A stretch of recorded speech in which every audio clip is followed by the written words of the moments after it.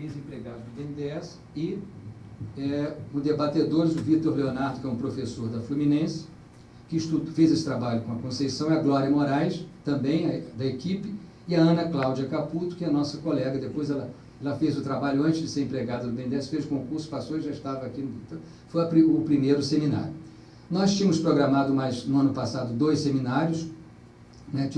Temos uma programação abordando assim, temas estratégicos. Então, por isso é que surgiu a ideia de abordar a questão da logística e transporte. Quer dizer, o grupo achou que era um tema relevante para a gente ter uma avaliação abrangente, né?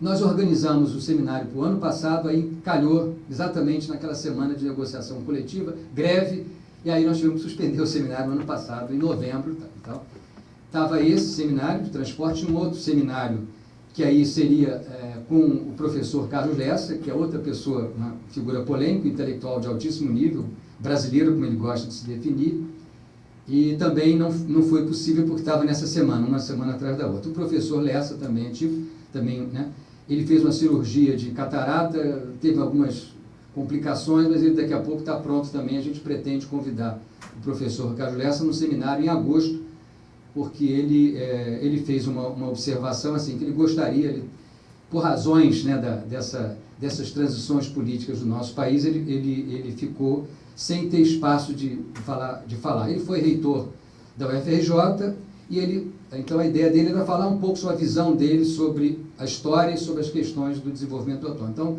nós estamos assim com um ciclo que a gente quer trazer, dar trabalho, né?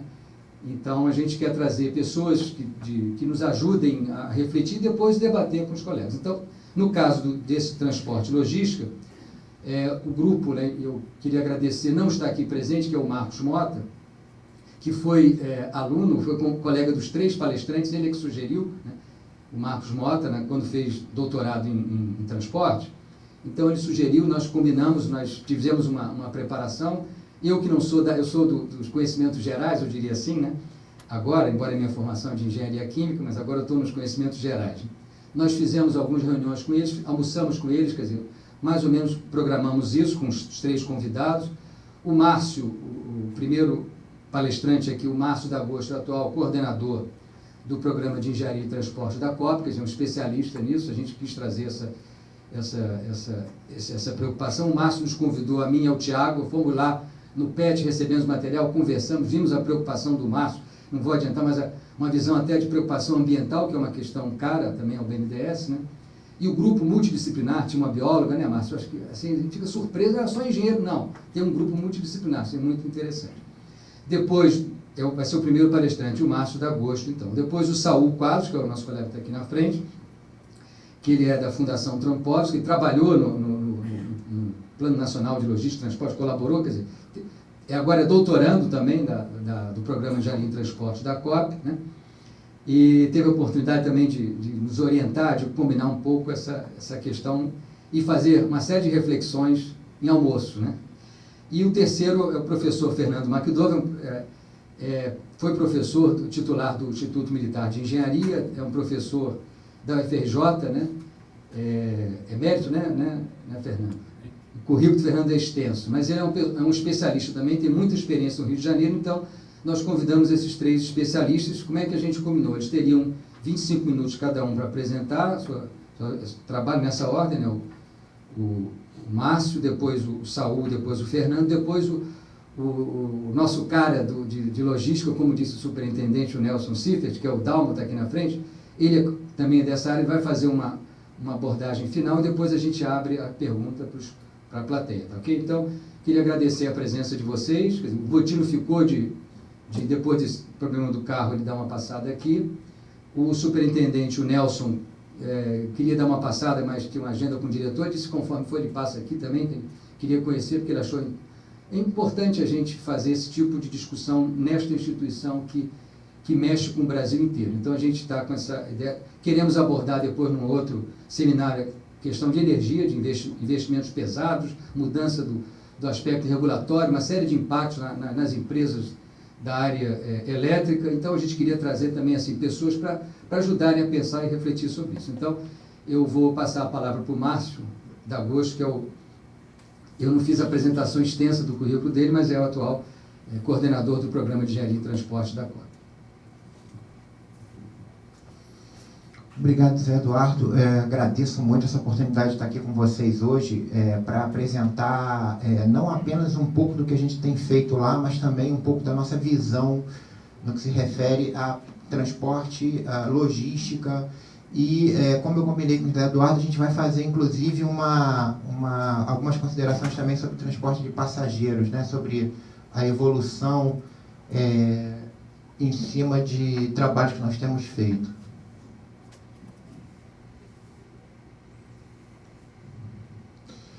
Eu procurei dividir aqui a apresentação em duas partes. Uma parte inicial, eu vou buscar apresentar um pouco do programa lá para vocês, né, para aqueles que não têm conhecimento, talvez não conheçam o Programa de Engenharia de Transporte e a COP, e em seguida a gente vai, eu vou entrar no assunto propriamente dito, né? Deixa eu ver.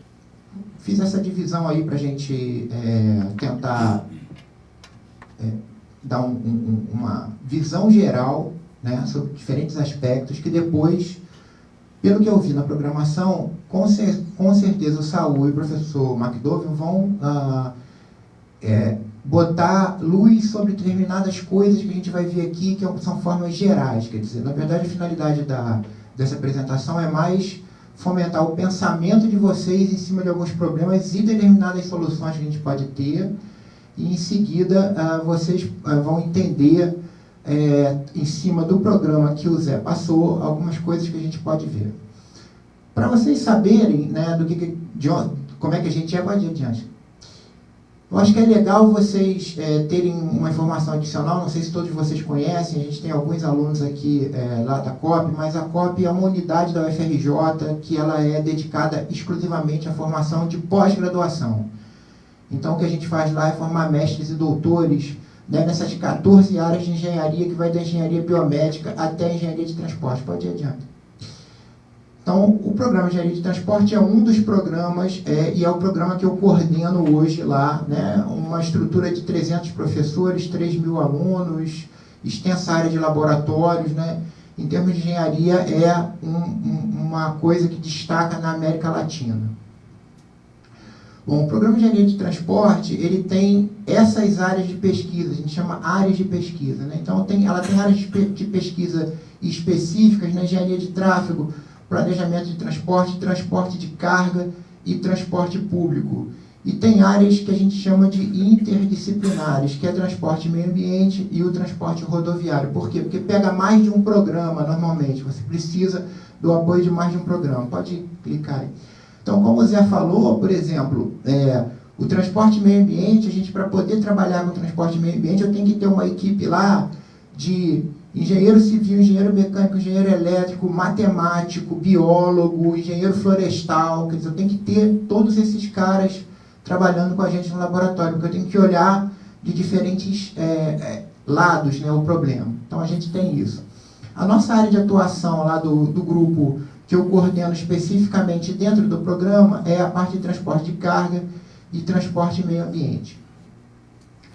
E a gente desce especificamente para o laboratório de transporte de carga, que ele tem algumas linhas de pesquisa específicas, né, que trabalham com planejamento de transporte, né, transporte, energia e meio ambiente, e um centro de estudo dos caminhões para estudar o transporte rodoviário, né, aspectos específicos do transporte rodoviário. Isso é as áreas aplicadas. E a gente tem uma área de jogos e simulações que é para apoio ao ensino, né? Então, é uma coisa voltada para você formar gente dentro do programa. Como é que você trabalha com alguma ferramenta adicional. Desse lado daqui, a gente tem alguns parceiros, que a gente chama, algumas entidades, né? Que ao longo do tempo vem nos apoiando, com quem a gente vem fazendo trabalho, vem fazendo projeto, né?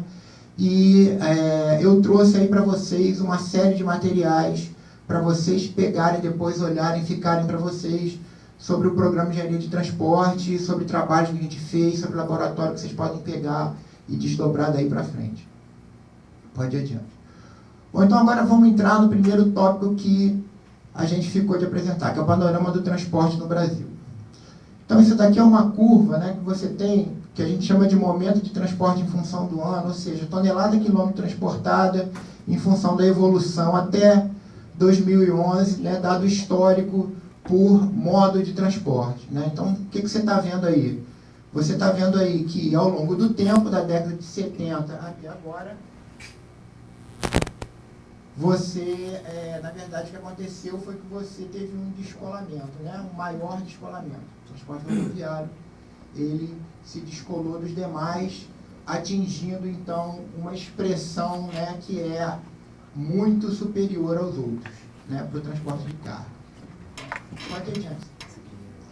Bom, então isso daí levou para a gente o quê? Levou para a gente uma divisão modal do transporte de carga, que é, em 2011, aproximadamente essa que você está vendo aí em tonelada quilômetro. Ou seja, eu tenho uma predominância de mais da metade pelo transporte rodoviário, né? Cerca de 24% do transporte ferroviário, 16% do transporte aquaviário e o resto a gente colocou nos outros modos de transporte. Bom, isso daí, quando você olha para esse tipo de situação, você imediatamente vê um problema associado a custo, né? Porque se você comparar, por exemplo, isso aí é um dado conhecidíssimo, divulgadíssimo, antigo, né? Se você comparar, por exemplo, uma das principais exportações de commodities que a gente faz, que é a soja, você vai ver que a gente está escolhendo e está usando o modo mais caro, mais difícil de operar, que tem problema de escala, de conexão, quando você vai fazer esse tipo de operação, e está usando da menor quantidade o modo de maior ganho de escala. Então, a princípio, a gente já teria um problema de operacional, né? Um problema de entrave por conta disso, sem contar todos os problemas ambientais que você causa por estar usando um modo que consome mais energia do que todos eles, polui mais do que todos os demais. Então, você já está numa situação que você tem que contornar de alguma forma.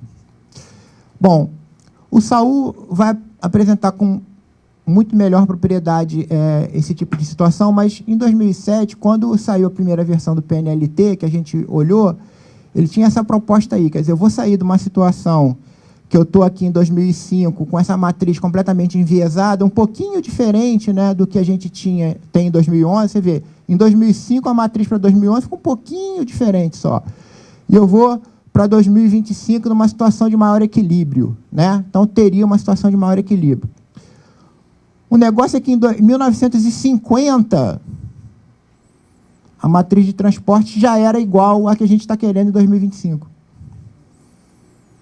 Tá? Então, isso daqui é um dado histórico que mostra para você aí que em 1950 a gente tinha a matriz que a gente quer atingir em 2025. Então, na verdade, a gente andou para trás e agora está querendo andar para frente de novo.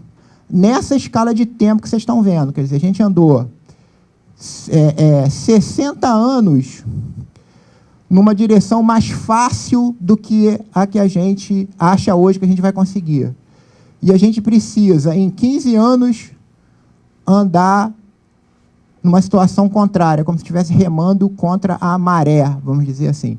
Então, isso daí vocês podem refletir qual o papel que vocês podem ter no financiamento dessa mudança, porque o financiamento dessa mudança requer que a gente mude a nossa forma de pensar, que a gente comece a ver que temos um problema, a gente precisa trabalhar nesse sentido. Tá? Então, essa daí é um exemplo que eu gosto sempre de mostrar. Bom, a gente recentemente acabou de concluir um trabalho que era com finalidade de energia e meio ambiente, que fazia a projeção da matriz de transporte de carga e passageiro para 2050. Quer dizer, um negócio ousado, né? Você ousar fazer um negócio desse, projeção dali para frente. Bom, em 2025, pelo que o business as usual não vai mudar grande coisa, não. Vai continuar exatamente igual como está. Vai mudar pouquinho, pouquinho.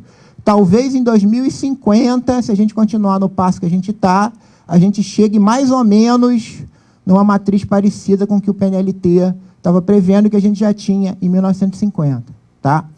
É claro que futuro é uma coisa impossível da gente prever com certeza. Eu espero que a gente não consiga acertar isso daí, que isso tudo não seja muito diferente disso, que a gente consiga rapidamente chegar naquela situação lá do extremo, que é os dois mais próximos, rodoviário e ferroviário, pelo menos, ou o aquaviário também subindo. Bom, quando a gente fala de transporte de passageiro, aí piora muito, né? Porque aí, efetivamente, a gente só tem rodoviário, né? Então, é automóvel, ônibus urbano, ônibus interestadual, tá?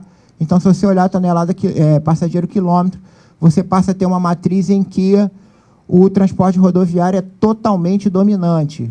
E pior que isso, o transporte urbano ele é dominante por automóvel individual, né? Pessoas que andam sozinhas nos veículos. A gente precisaria estar investindo em transporte ferroviário de passageiros em muito mais do que a gente tem feito nos últimos 50 anos, né? E numa taxa muito mais rápida do que a gente tem feito, né? Então, é um descolamento gigantesco e uma predominância assustadora, né? Ele domina totalmente. Vejam que isso é passageiro quilômetro, é momento de transporte, quer dizer, multiplica a gente pela distância percorrida, tá? Porque isso daqui é que impacta, por exemplo, o custo e consumo de energia e poluição, que é o que a gente mais estuda lá. Quando você fala do transporte urbano, né, aí você introduz alguns modos interessantes que são não motorizados, né, a pé, bicicleta, mas você vê que o ônibus continua sendo dominante, né? Esse foi um trabalho que a gente fez para o painel brasileiro de mudanças climáticas, é o PBMC, né, que a gente coordenou o capítulo de transporte, está saindo esse ano, né? Então, ele, assim como tem o painel intergovernamental de mudanças climáticas, que a gente faz parte do capítulo de transporte, né, que trata do mundo todo, o problema do mundo todo de transporte, energia e meio ambiente, o painel brasileiro tratou especificamente do Brasil, né? Então, essa daí é uma situação nossa. O pessoal que anda a pé e anda de bicicleta, principalmente que anda a pé nas grandes metrópoles, não é porque ele quer adotar uma postura ambientalmente favorável, não, porque ele não tem dinheiro para andar de ônibus, então ele vai a pé, anda grandes distâncias a pé, tá? E anda grandes distâncias de bicicleta como uma alternativa a ir de ônibus que ele não dispõe de outros modos melhores, como trem e metrô. O que eu quero dizer com isso? A primeira oportunidade que ele tiver de comprar um automóvel, ele vai comprar e vai andar de carro, tá? Ou moto, melhor ainda, né? Porque está crescendo assustadoramente, tá?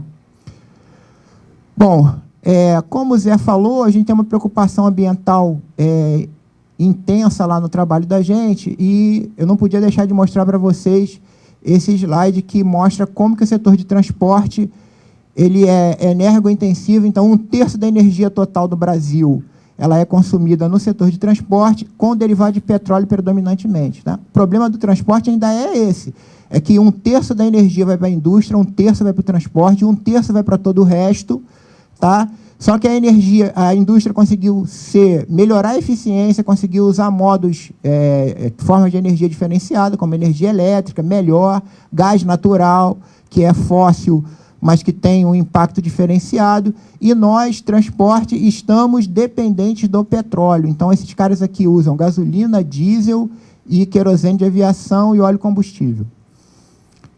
Tem a parte boa, né? Se você for em qualquer lugar do mundo falar sobre energia, transporte, eles vão olhar para você é do Brasil, e vai falar assim, biocombis. Ele olha para você e associa você ao uso de biocombustível, etanol, biodiesel. Por quê? Porque 18% da matriz é biocombis e no mundo todo não passa de 2%. Então, ele olha para a gente, num primeiro momento, e acha interessante como que eles conseguiram fazer isso. Num segundo momento, acha que a gente está fazendo uma M gigante, tá? Porque como que eles podem estar fazendo isso sendo o Brasil, né? E a gente, por exemplo, Estados Unidos, não está fazendo. Então, alguma coisa tem diferente e estranha, a princípio, nesses caras, tá? Então, isso é uma coisa que vocês têm que reconhecer também, que a gente deu um passo diferente do resto do mundo nesse sentido.